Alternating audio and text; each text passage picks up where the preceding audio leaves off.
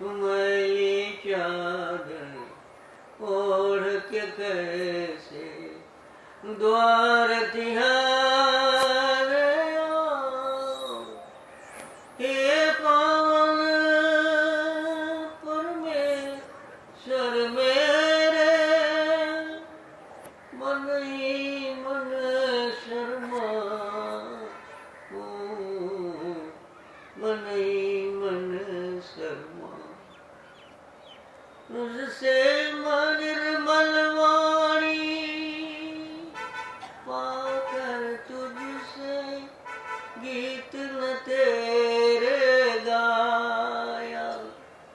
निर्मल वाणी पाकर तुझसे गीत न तेरे गाया। नैन मूंद कर हे परमेश्वर, कभी न तुझको ध्याया, कभी न तुझको ध्याया। मनवाणी की मनवीरा की टूटी तारे, अब क्या गीत सुनाऊं, अब क्या गीत सुनाऊं। मैली चादर ओढ़ के कैसे द्वार तिहारे आओ। हे पावन परमेश्वर मेरे, मन ही मन शर्माऊं, मन ही मन शर्माऊं। इन पैरों से चलकर तेरे मंदिर कभी न आया। जहाँ जहाँ पूजा तेरी, कभी न शीश झुकाया, कभी न शीश झुकाया। हे हरिहर में हार के आया, हे हरिहर में हार के आया। अब क्या हार रे चढ़ाऊं, अब क्या हार चढ़ाऊं। मैली चादर ओढ़ के कैसे द्वार तिहारे आऊं। हे पावन परमेश्वर मेरे, मन ही मन शर्माऊं, मन ही मन शर्माऊं। इन पैरों से चलकर तेरे मंदिर कभी न आया। जहाँ जहाँ हो पूजा तेरी, कभी न शीश झुकाया, कभी न शीश झुकाया। हे हरिहर में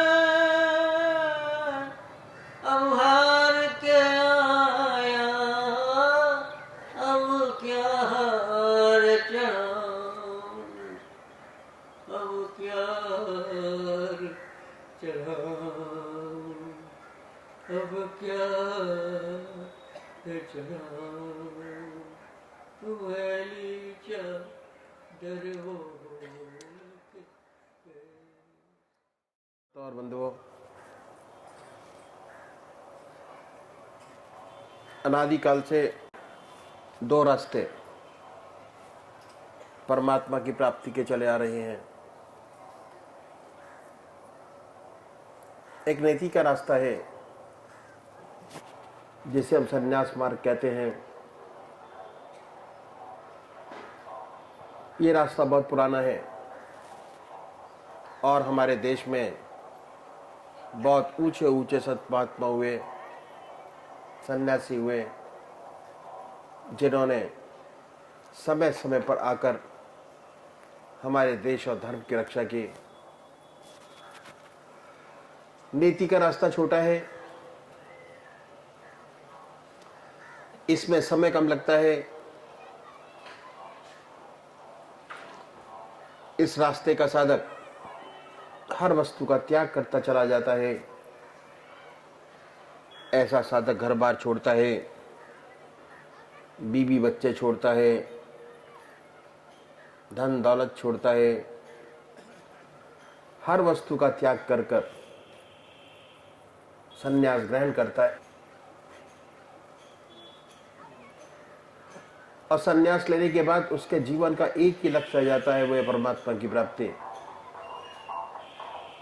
सारे काम उसके लिए समाप्त हो जाते हैं। यदि ऐसा साधक सच्चे हृदय से परमात्मा में लगे तो कोई वजह नहीं कि उसे अपने रास्ते पर सफलता प्राप्त ना हो। लेकिन मेरे कह देने से कि रास्ता छोटा है, कोई भाई बिना सोचे समझे इस रास्ते को अपना न ले, इस रास्ते में कूद ना पड़े। इस रास्ते की कठिनाइयां मैं आपके सामने रखूंगा। सबसे बड़ी बात यह है कि शरीर से त्याग करना बहुत आसान है, लेकिन सच्चा संन्यास जब तक प्राप्त नहीं होता, जब तक मन से त्याग नहीं हो जाता। मुझे इस विषय पर अपने सतगुरुदेव परम संत महात्मा श्री यशपाल जी महाराज का एक अनुभव याद होया, जो आपके सामने रखूंगा। एक बार वो जबलपुर से मुरादाबाद जा रहे थे। रास्ते में प्रयागराज का स्टेशन पड़ा। उन दिनों कुंभ का मेला समाप्त हुआ था। जब गाड़ी प्रयागराज स्टेशन पर पहुंची तो देखा कि स्टेशन पर काफी भीड़ है। ये भीड़ एक महात्मा, जिनको अवधूत कहते थे, छोड़ने आई हुई थी। गाड़ी आई, जय जयकार हुआ, फूल मालाओं से स्वागत किया गया।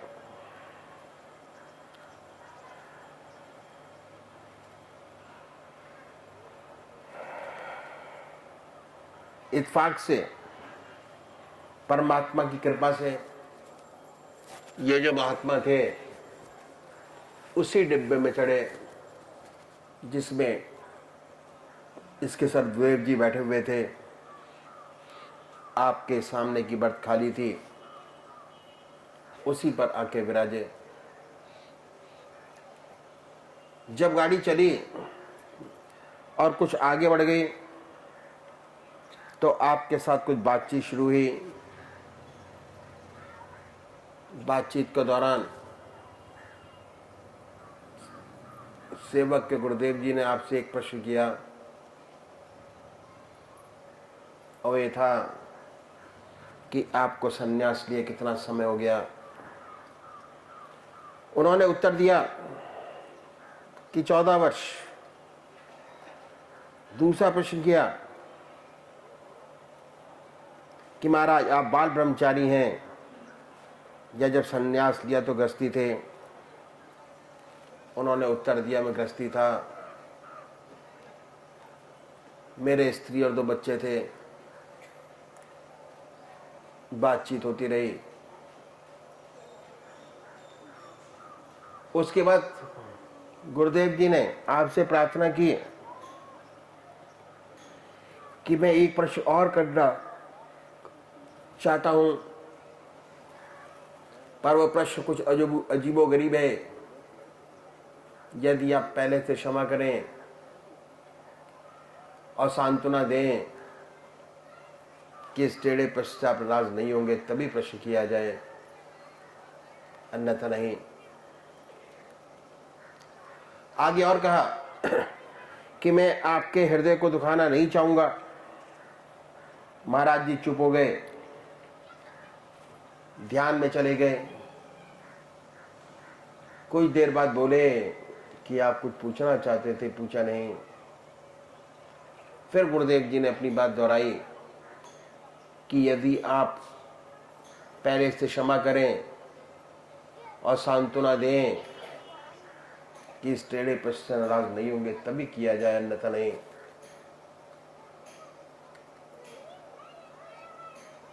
महाराज जी ने कहा कि पूछो, मैं नाराज नहीं होऊंगा। उसके बाद गुरुदेव जी ने आपसे तीसरा प्रश्न किया कि क्या अभी भी आपको अपने बीवी बच्चों की याद आ जाती है? यह प्रश्न सुनकर वो खामोश हो गए और ऐसा प्रतीत हुआ जैसे वो ध्यान में चले गए। कुछ समय बाद आपने आंखें खोली और कहने लगे कि बच्चा, सच तो यही है कि आज भी मुझे अपने ही बच्चों की याद आ जाती है, और खास तौर से जब मैं अपने गांव के पास से निकल जाता हूं, जहां का मैं रहने वाला हूं, तो ये याद बिल्कुल ताजा हो जाती है। ये मेरी स्त्री, ये मेरे बच्चे, ये मेरा खेत, ये मेरा गांव। अब बच्चे बड़े हो गए और काम काज संभाल लिया। गुरुदेव जी ने उनके चरण छुए। वाकई में बहुत ऊंचे महात्मा थे, अवधूत थे, कोई शक नहीं। क्यों? क्योंकि संन्यास लेते ही आश्रम बदल जाता है। ना उसका कोई बीवी, ना उसका कोई बच्चा, ना उसका कोई खेत, ना उसका कोई मकान। शरीर से त्याग हो गया, लेकिन मन से त्याग होना बड़ा मुश्किल काम है। दूसरी बात और भी है कि त्याग का बड़ा अहंकार होता है। हम गृहस्थी लोग कभी कभी संसार से दुखी हो जाते हैं। अपना दुख सन्यासियों के पास जाकर कहते हैं कि महाराज हम दुखी हैं, मन में चैन नहीं, मन में शांति नहीं, कोई उपाय बतलाइए कि मन को शांति मिले, और उपाय भी बतलाते हैं। ऐसी बात नहीं। कहते हैं परमात्मा का ध्यान करो, परमात्मा को याद करो, उसी से सच्चा सुख और शांति प्राप्त होगी। और हम गृहस्थी लोग करते भी हैं, लेकिन हो नहीं पाता। जब नहीं हो पाता तब मजबूर होके चले आते हैं, प्रश्न करते हैं कि महाराज बनता नहीं। प्रयत्न तो करते हैं, लेकिन बड़ा कठिन रास्ता है, ध्यान तो बनता नहीं। तो अक्सर सुनने में ही आ जाता है कि वे रास्ता सन्यासियों का है, आप तो गृहस्थी हो। तो सन्यासियों में शुरू से भावना हृदय में हो जाती है कि हम सब साधारण मनुष्यों से कुछ अलग हैं। सूक्ष्म अहंकार अंदर ही अंदर पैदा हो जाता है। जहां सूक्ष्म अहंकार है वहां परमात्मा नहीं।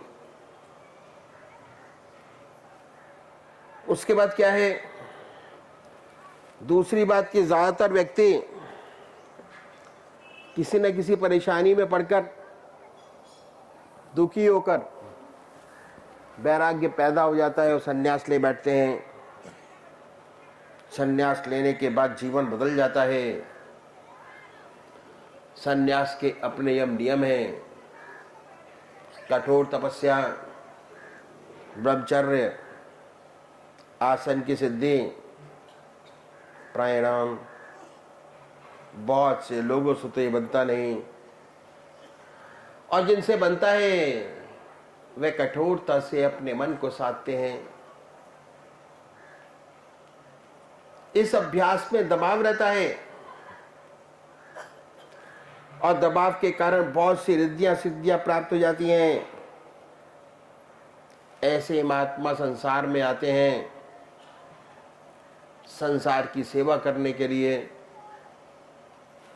लेकिन उनके काम क्रोध, लोभ, मोह और अहंकार, ये जो दुश्मन है इस रास्ते के, समूल नष्ट नहीं हुए रहते, सुप्त हो गए होते हैं। दब गए अभ्यास के प्रेशर से ऐसा मालूम होता है कि समूल नष्ट हो गया, नहीं हुआ होता, इन पर काबू हो गया, वास्तव में हुआ नहीं होता।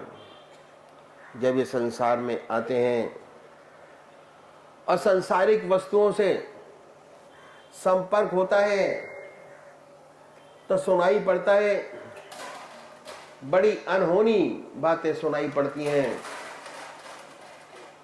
तो वजह यही है कि जब तक काम, क्रोध, लोभ, मोह और अहंकार पर छुटकारा नहीं मिलेगा, जब तक परमात्मा की सच्ची प्राप्ति नहीं हो जाती, तब तक काम, क्रोध, लोभ, मोह और अहंकार से छुटकारा नहीं मिलता।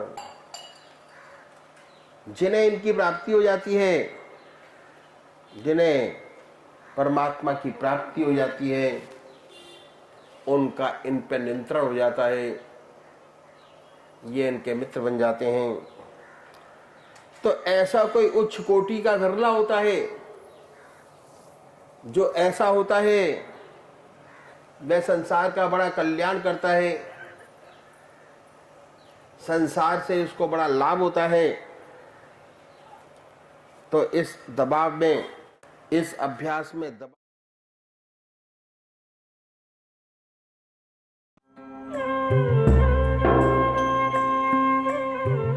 ध्यान योग के कार्यक्रम आनंद योग से निशुल्क जुड़ने के लिए संपर्क करें 9810239677।